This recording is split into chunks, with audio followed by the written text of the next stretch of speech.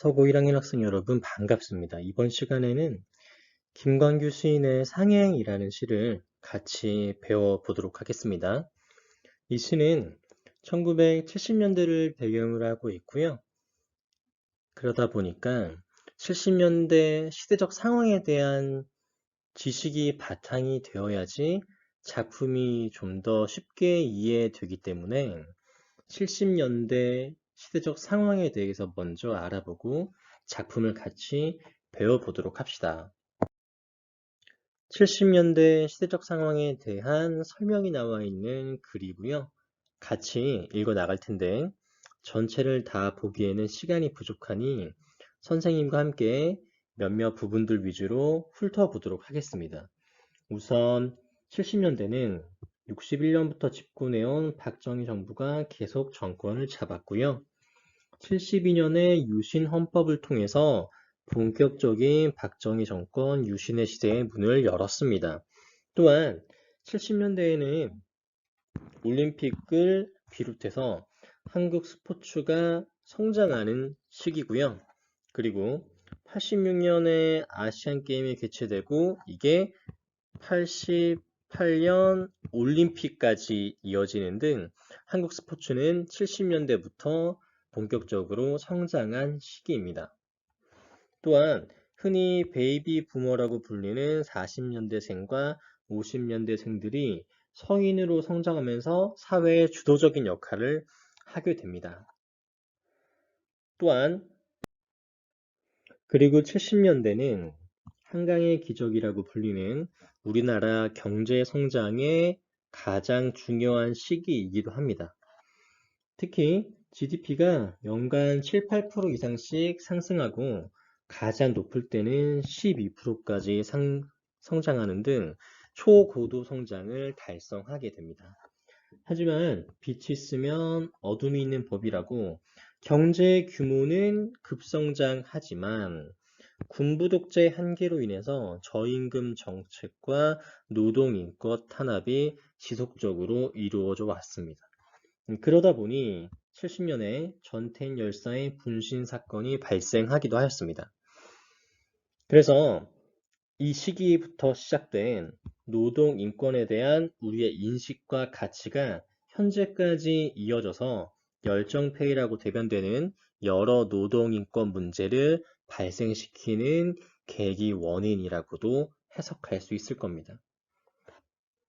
또 식량에서도 역시 그 과거에는 먹을 게 부족해서 굶주리는 일이 많았는데 70년대부터 식량 자급률, 자중률이 100%를 넘어서 더 이상 주변에서 굶주리는 일들이 많이 줄어들게 됩니다. 그래서 결론적으로 우리가 70년대를 요약해 보자면 성장과 분배라는 두 가지 가치를 놓고 해석해 보면 성장에 과도하게 집중하고 관심을 가졌던 시기이고 그게 군사 독재로 이루어졌기 때문에 개인의 인권 또는 노동자들의 인권 또는 자유가 많이 억압받고 통제받았던 시기라고 요약할 수 있습니다.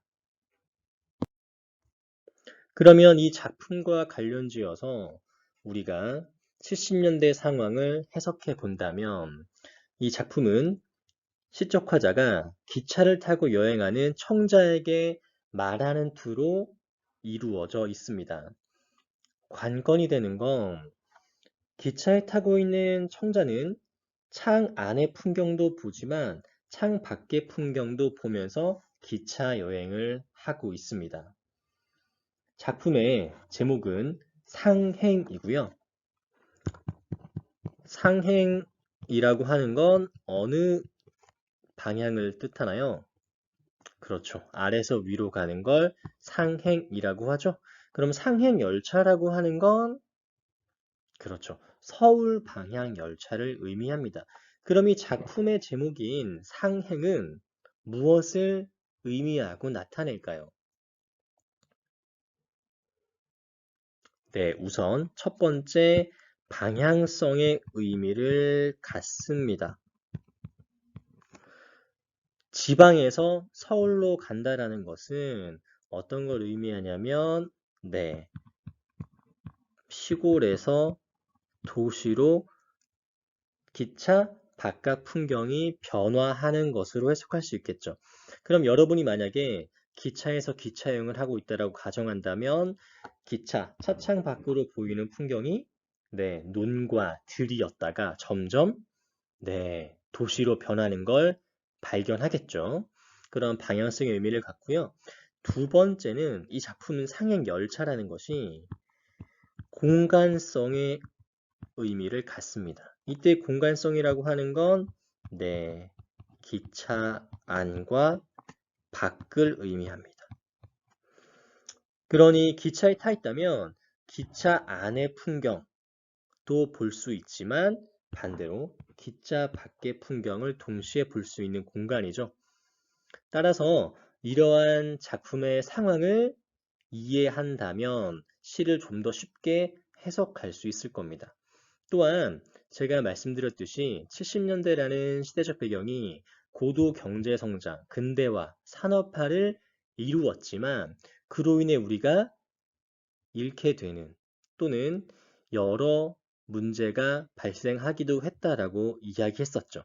그럼 시적 화자가 시골에서 도시 방향으로 기차를 타고 가다가 바깥 풍경을 보면서 변화한 도시의 모습을 보고 무언가를 깨닫게 되는 시적 화자가 그걸 전달하려고 하는 작품이다 라고 정리하면 되겠습니다. 자, 그럼 본격적으로 작품을 같이 읽어 나가 봅시다. 첫 번째 행위예요. 가을 연기. 그러면 이건 어떤 걸 우리에게 알려주나요? 네, 작품의 계절적 배경을 알려주죠. 가을입니다. 연기자욱한 저녁 들판. 저녁이라고 하는 건 무엇을 알려주나요? 네, 작품의 시간적 배경입니다. 그러면 가을과 저녁 들판으로 상행 열차를 타고 평택을 지나갈 때 이거는 우리에게 어떤 정보를 줍니까? 네, 공간적 배경이라고 할 수 있겠죠. 그럼 작품의 앞부분은 시적 화자 또는 청자 또는 작품의 상황을 배경을 보여주고 있습니다. 평택을 지날 때 흔들리는 차창에서 너라는 대상은 작품에서 네, 청자라고 할 수 있겠죠. 너는 문득 낯선 얼굴을 발견할지도 모른다. 낯선 얼굴. 일단 청자가 그렇죠. 기차의 창문을 보고 비친 대상이 낯선 얼굴이기 때문에 이건 곧 누구의 얼굴입니까? 네, 청자의 얼굴이겠죠. 근데 그걸 낯설다라고 표현했습니다. 우리가 작품의 뒷부분을 만약에 봤다면 낯선 얼굴과 대조, 대비되는 시어가 하나 나와 있습니다. 뭔가요? 한번 찾아보시겠어요? 3개 정도 내려가면 네, 낯익은 얼굴이란 단어 찾으셨나요? 낯선 얼굴, 낯익은 얼굴, 의미상 대조, 대비되는 거 발견하실 수 있겠죠. 그런데 이 작품 속에서 선생님이 답을 먼저 여러분께 이야기하자면 이 낯선 얼굴은 작품에서 의미하는 바가 긍정적 자아의 모습을 낯선 얼굴이라고 표현하고 있습니다. 즉 무슨 얘기냐면 창가에 비친 모습이 낯설다라는 건 평소 자신의 모습과 다르다는 뜻이겠죠. 그러면 이 청자는 평소에 어떤 모습으로 살았는지를 머릿속에 떠올려 보면 되겠습니다. 그 다음 구절. 그것이 너의 모습이라고 생각하지 말아다오. 생각지 말아다오. 당부의 말을 전하고 있습니다. 그런데 긍정적 자아가 너의 본 모습이라고 생각하지 마라는 건 부정적인 모습을 가지라고 당부하는 걸까요? 아니겠죠. 그래서 우리가 여기서 발견할 수 있는 게 뭐냐? 이 당부의 말은 이 작품의 어떠한 표현이냐면 반어적 표현으로 읽어야 합니다. 따라서 낯선 평소 너의 모습이 아닌 긍정적 모습을 너의 모습이라고 생각하지 말라는 것, 그렇죠. 그 낯선 얼굴, 긍정적 자아를 너의 모습으로 가져라, 간직해라, 생각해라 라는 표현입니다. 그 다음 구절 가볼게요. 네, 오징어를 씹으며 화투판을 벌이는 낯익은 얼굴. 아까 선생님이 얘기했던 낯익은 얼굴이 지금 등장했네요. 일단 그 이전 구절을 우리가 본다면 오징어를 씹으며 화투판을 벌이는 모습. 이건 어떻게 해석해야 하는 구절이냐면 근대화의 산물 또는 혜택 또는 풍요라고 해석하면 됩니다. 하나 굳이 덧붙이자면 쾌락, 즐거움이라고 해석해도 상관없어요. 우리가 뒤에 계속 작품을 읽어나가면서 근대화의 산물, 혜택, 풍요, 쾌락이라고 할 수 있는 부분은 노란색 형광펜을 선생님이 칠해 나가겠습니다. 그러면 계속 내용을 훑어보면 오징어를 씹고 화투판, 도박을 하는 모습이 좋아 보이나요? 나빠 보이나요? 네, 긍정적인 표현이라고 보긴 절대 없겠죠? 그래서 이 작품에서 기차 안에 있는 모습들은 근대화의 혜택, 풍요, 쾌락에 젖어 있는 모습들이에요. 그런 모습을 낯익은 얼굴이라고 표현하고 있습니다. 그럼 아까 선생님이 설명했지만 낯익은 얼굴은 네, 부정적 모습이라고 해석하면 됩니다. 그럼 이 작품의 맥락이 이제 다 드러났습니다.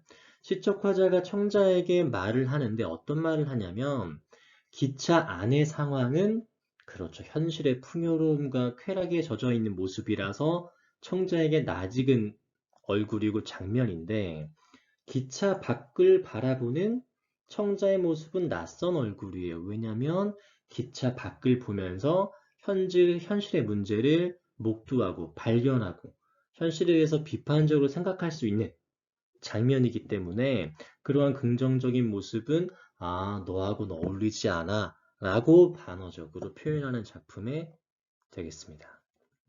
작품이 이제 들어오시나요? 그럼 선생님과 계속 읽어 나가 볼게요. 낯익은 얼굴, 그런 부정적인 모습들이 항상 너의 곁에 기차 안을 가득 채우고 있지 않느냐? 아느냐라는 건 당연히 서리적 표현이고요. 그 다음, 황혼 속의 고함치는 이라는 표현, 그리고 바로 아래 잠자리처럼 파들 거리는 이라는 표현은 긍정적으로 보이시나요? 부정적으로 보이시나요? 네, 역시 부정적 표현이라고 볼 수가 있고요. 그럼 기차 바깥 풍경은 나에게 부정적입니다. 그러니까 도시와 근대화가 부정적인 의미로 나에게 해석될 수 있다는 거겠죠. 뒤에 나와 있는 원색의 지붕, 그리고 아래 있는 네, TV 안테나는 역시 마찬가지로 근대화의 산물, 혜택, 풍요라고 볼 수 있는 것들이고요. 결국 근대화의 혜택과 산물이 부정적으로 해석할 수 있는 여지가 있구나라는 걸 창밖 풍경을 보면서 인식할 수 있는 겁니다. 그 다음 흥미는 주간지 역시 네, 맞습니다. 근대화의 산물, 쾌락이라고 할 수 있고요. 그런 걸 보면서 고개를 끄덕여 다오 어떻게 해석할 수 있나요? 역시 당부의 말인데 네, 아까 선생님이 말씀드린 것처럼 네, 반어적 표현이라고 읽어내야 합니다. 여기 특히 흥미있는 두 가지 같은 건 뭐라고 우리가 볼 수 있냐면 우민화 정책이라는 말 혹시 들어보셨나요? 우민화 정책. 우민, 어리석은 백성을 만들려는 정책이란 뜻입니다. 어떤 걸 떠올리시면 되냐면 과거 그리스 로마의 콜로세움이라는 거 여러분 혹시 들어보셨나요? 콜로세움이라는 경기장 안에서 검투사들이 네, 자극적인, 폭력적인 전투를 벌이죠. 그게 왜 필요했을까요? 네, 로마 왕정 또는 정치 권세를 잡은 권력층들이 백성들을 다루기 쉽게 현실의 문제에서 눈을 돌리게 하기 위해서 썼던 정책이 대표적인 우민화 정책입니다. 과거 70년대, 80년대를 넘어서면 3S 정책이라는 게 나오는데요. 우리가 70년대 배경을 봤지만 이 3S가 뭐냐면 스포츠, 그리고 시네마, 영화, 스크린이라고 하는 것들 그런 것들을 통해서 백성들을 또는 민중들을 시민들을 다른 곳에 관심사를 돌려서 현실의 문제에 눈을 감게 만드는 것들. 그런 걸 흥미있는 주간지가 대표적으로 보여준다라고 해석하면 되겠습니다. 그 다음 행 계속 넘어가 볼게요. 농약으로 질식한 풀벌레 울음. 여기서 역시 농약. 당연히 네, 근대화와 관련된 시어가 되겠고요. 뒤에 있는 풀벌레 울음이라고 하면 풀벌레가 농약으로 인해서 질식하고 죽어가는 거겠죠. 그래서 이건 근대화로 인한 환경 파괴라고 해석하면 되고요. 현실의 부정적 모습이겠죠. 그 다음 심야 방송이 잠든 뒤 심야 방송이라고 하는 건 네, 맞습니다. 역시 근대화와 관련된 시어고요. 잠든 뒤라는 말은 뭐냐면 당시에 언론을 통제하는 일이 있었습니다. 그래서 언론의 통제 감시가 끝난 뒤에 들리는 전파 소리라고 하니까 이 전파 소리는 네, 현실에 대한 네, 비판적 목소리라고 해석하면 되겠죠. 그래서 사회 비판적 소리라고 해석하시면 됩니다. 전파 소리 같은 듣기 힘든 소리에 해당하는 게 뭐죠? 네, 풀벌레 울음과 전파 소리. 이 두 가지가 듣기 힘든 소리. 그럼 이 듣기 힘든 소리라는 건 네, 일상에서 자주 듣기 어렵다, 힘들다라는 뜻이겠죠. 그래서 이 듣기 힘든 소리는 네, 현실에 대한 반성 또는 뭐 비판 또는 뭐 성찰이라고 해석하시면 되겠습니다. 그래서 귀 기울이지 말아다오. 역시 당부의 말은 네, 반어적 표현이라고 할 수 있겠죠. 더 귀를 기울여라 이런 뜻입니다. 그 다음 확성기마다 확성기 역시 근대화 산업화와 관련 있는 시어고요. 울려나오는 힘찬 노래. 힘찬 노래라는 건 여러분 일할 때 노동요라는 노래를 부르면서 일을 하는 또는 당시의 새마을 운동처럼 근대화를 고취시키기 위한 수단이었습니다. 노래가. 그래서 근대화를 고취시키는 노래와 고속도로를 달려가는 자동차 역시 고속도로와 자동차는 네, 근대화와 관련된 단어고요. 소리는 얼마나 경쾌하냐. 그러면 이 경쾌하냐는 서류적 표현인데 동시에 네, 역시 반어적이라고 해석을 해야 합니다. 그럼 우리가 보고 있는 장면은 크게 두 가지로 나뉘는데 윗부분에 듣기 힘든 소리는 긍정적인 거예요? 부정적인 거예요? 네, 긍정적인 겁니다. 네, 풀벌레 소리, 전파 소리처럼 현실의 어떤 문제에 관심을 가지게 되는 소리는 힘든 소리고 반면에 밑에 근대화의 노래와 자동차 소리는 부정적인 소리들인데 그것들은 경쾌하다라고 표현했습니다. 그래서 반어적이라는 거. 청각적 심상을 활용해서 네, 두 가지 대비되는 의미의 소리를 네, 보여주고 있죠. 그 다음 계속 이어갈게요. 예부터 인생은 여행에 비유되었으니 맥주나 콜라를 마시면서 맥주, 콜라 역시 근대화, 산업화. 이제 쉽죠? 마시면서 즐거운 여행을 해다오. 즐거운 여행을 해다오 어떻게 해석하면 될까요? 네, 거듭 우리가 봐왔죠? 반어적인 겁니다. 당부의 말은 반어적.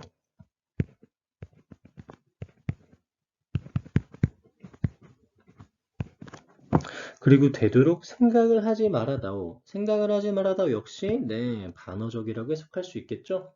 네, 이때의 생각이라고 하는 건 뭐라고 의미를 부여할 수 있을까요? 네, 비판, 현실에 대한 비판 또는 성찰 또는 반성 생각을 하지 말아다오. 그럼 우리가 보고 있는 부분은 네,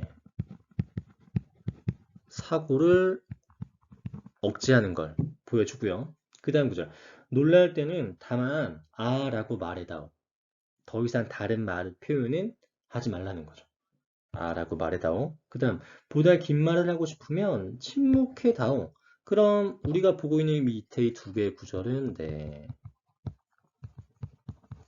표현을 억제하라 라는 단어적 표현이 되겠죠. 그리고 또 하나, 뒷말이라고 하는 건 뭐하고 같을까요? 네, 그렇죠. 생각이랑 의미가 같죠.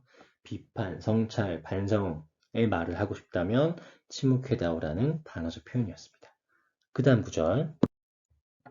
침묵이 어색할 때는 오랫동안 가문 날씨, 오랫동안 가물어져 있어. 날씨가 안 좋네. 날씨가 좋네. 이건 뭡니까? 그렇죠. 평범한 일상이라고 해석할 수 있고요.